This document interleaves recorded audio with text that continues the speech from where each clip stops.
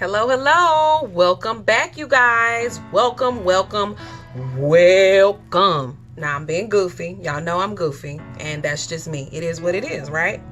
I'm here today on day 2 of my detox. Detoxing from, y'all know, weed. Yeah, I said it. I'm going to say it again. Weed.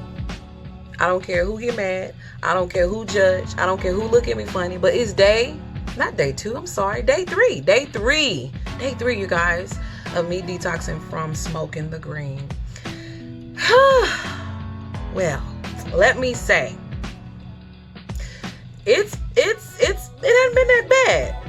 I've done a detox before, guys, and the first time I did the detox, when I say I felt like I needed to smoke, Lord, I needed a blunt. Like, that's what they call it for people who are non-smokers.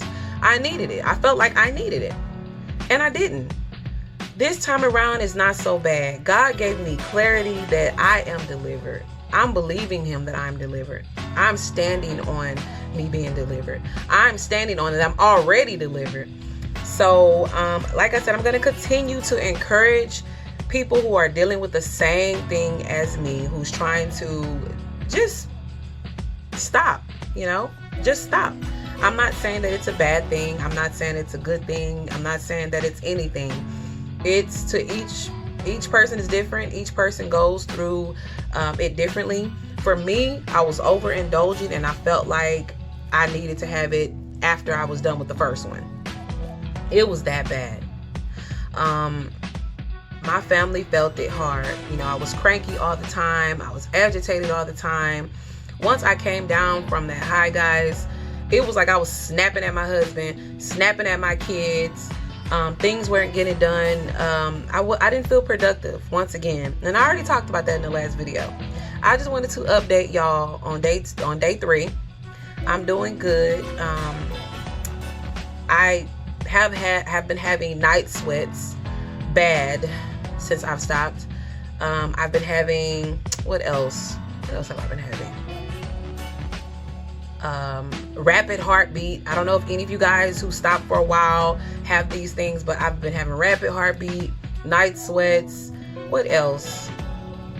Cranky off and on. But overall, I feel better than I did when I was doing it. When I would do it and do it too much, just felt lazy.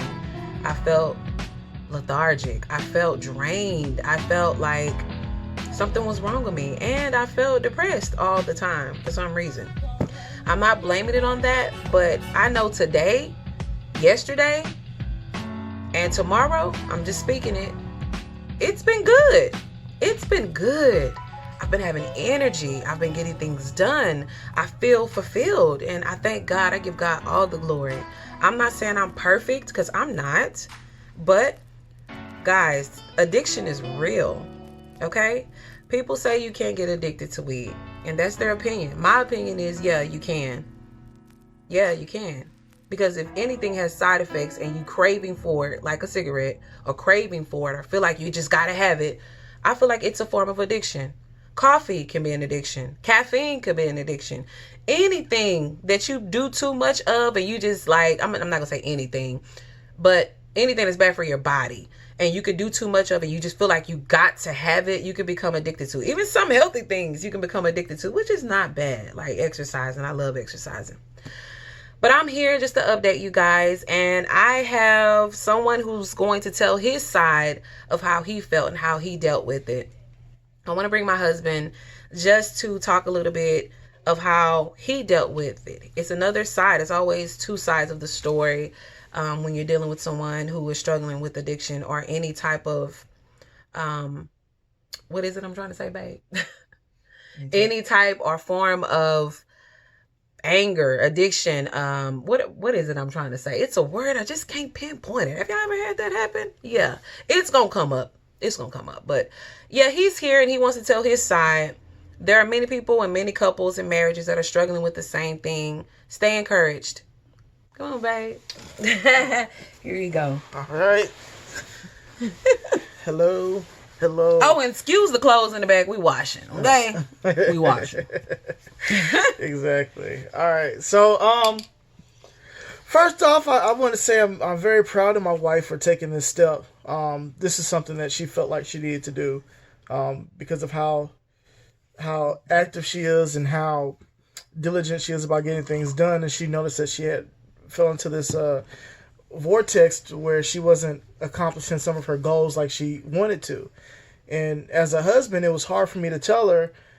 Hell, I don't know. I didn't know how to tell her. Like, I didn't want to say, like, well, baby, you stop smoking weed, you can complete your goals. But God laid it upon her heart to understand that if she wanted to continue to press on with the goals that she have and the things that she was accomplishing, and she wanted to continue to be successful in them, then she had to let go of something to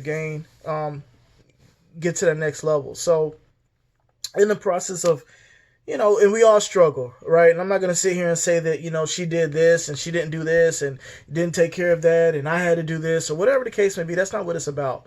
But ultimately, there were struggles that we did have to go through.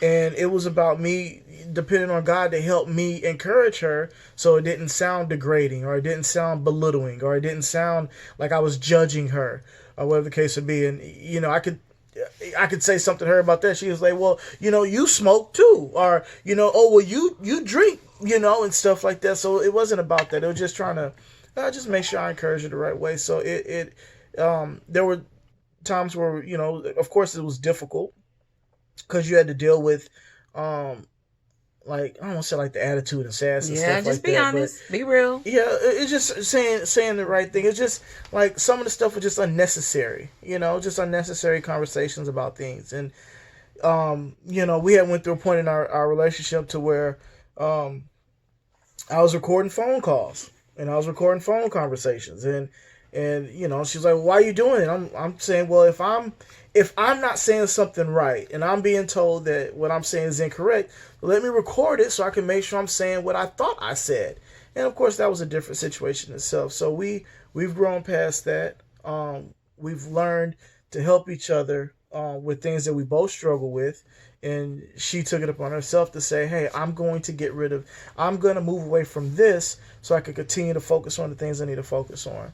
And in that situation, it's just trying to be as encouraging as possible and not have your encouragement taken the wrong way.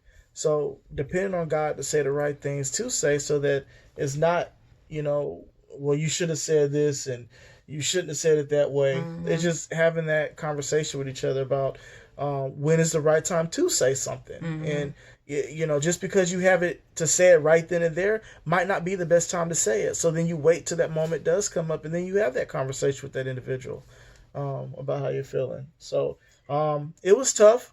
I do have a question I want to ask you. Yeah. I know this is personal, but someone else may be struggling with this. How was our intimacy? Was it worse? I'm going to just ask that. Were I not as into it? Or was I into it? Or was I zoned out? Because sometimes, I'm just going to be real, when you're high, you're not really thinking straight. You are, but then you're not sometimes. You're kind of out of it. For me, I was. And it depends. I know people say it depends on what you're smoking. But everybody's different. Everybody responds differently. I felt like I was zoned out sometimes. Yeah, so... I felt like I needed it to get there. So... get the intimacy. In that situation, like the answer would be, oh yeah, when you were smoking, like life was great. I didn't have any standards. It was just like, hey, as long as I'm doing this, I'm all right. So in a sense of saying how things were between us, it was great. I didn't have any anyone pushing me saying, hey, Carl, you shouldn't be doing that. Or, hey, babe, you need to do it this way. Or, have you thought about doing it that way? Or, sweetie, let's try it this way. I didn't have any of that. So, with the intimacy piece and smoking, it was like, all right, well, it's I don't want to say it's free game, do whatever you want. But, in the sense of... just be honest. It's okay. I'm just trying to think of how to... I'm trying to think of what I'm trying to say. But it was like, when I say it was easier... it's not that much... it wasn't that much energy on my behalf. Yeah. I felt... he don't want to say it, but you lazy. I was lazy. And I didn't have to try hard. It was just, it was just... You get what I'm saying? Like, you were just like, all right, well, What you want to do? Yeah. All right. Well, let's do this. It wasn't affectionate. It wasn't that much affection. Versus now, I feel more affection. I feel more in tune. Mm-hmm. But when I was doing that, I do see a difference. I don't know if there's any couples or whoever's going through this, but guys, I was lazy when it came to that. It's different. That's not me. I'm not a lazy person. But when I smoked, I wasn't into that part in our marriage, our intimacy. I know I'm stuttering. Excuse that. But it's the truth. And I don't know if you go through these things, but as a woman, you feel like, dang, I don't feel like doing all the work when you just feel like, well, let him do whatever, or you let little stuff slide and it builds up over time. You don't want that to happen. You don't want stuff to build up and let stuff continue to build up, and you start to become sober and get away from it, and you just have this pile of things that you have to fix. I noticed every time I would stop smoking, I've always had a pile of things I had to fix, and I just didn't like that. I didn't feel like I was moving forward. Mm-hmm. So I'm not knocking anyone who do it, because everyone responds differently. And God in his own timing will tell you what he feels, because I'm not God. And I can't tell you what's right, what's wrong. All I can do is tell you my experience. And my husband can tell you the experience. But I just want to tell you guys, stay encouraged. Stay strong. And this is day 2, guys. It hasn't been that hard for me. And I'm doing it. I feel good. I feel great. I have energy. It's times that I still think about, you know what? I want to relax my brain because my mind is racing. I got stress. I got bills. I got trading. Oh, this trade is going in another direction. I need to puff. No. I'm going to trust God instead of trusting green, because that's something I want to do, and I encourage whoever else to just give it a try. It won't hurt to try. If you feel like it ain't for you, then go back to doing whatever. But I encourage you to keep pushing, even if it don't work, because it's working for me, and I know it can work for you. Stay strong. We love you guys. Like, subscribe, thumbs up, and you guys have a blessed day. More family vlogs are coming soon. He's silly. And we have a special, special vlog coming out about how we met. How it started. We've known each other so long from high school, but we didn't date in high school. He used to pick on me. I did not pick on her. You gotta stay tuned, guys. All right. Have a good one. Bye.